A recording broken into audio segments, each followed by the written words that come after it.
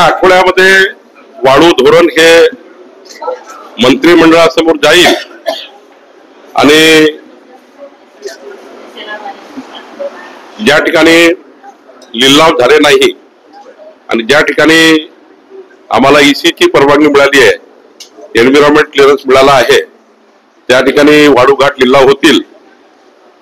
घरकुलांना 5 brass रेती देण्याचाही मोफत रेती देण्याचा निर्णय महाराष्ट्र सरकारने घेतलेला आहे. माननीय मुख्यमंत्री देवेंद्र फडणवीस यांनी घेतलेला आहे. तर त्याचाही तरतूद आम्ही करणार आहोत. एकंदरीत जेवढी मागणी आहे तेवढी पुरवठा होईल असं वाळू धोरण आपण तयार करतो आहे. सोबतच एम सँड धोरण येत आहे, जे क्रश जे दगड खाणीवरनं तयार केलेली वाळू, जी वाळूचे क्रेशर्स मोठ्या प्रमाणावर या महाराष्ट्रामध्ये प्रत्येक जिल्ह्यामध्ये आम्ही यांना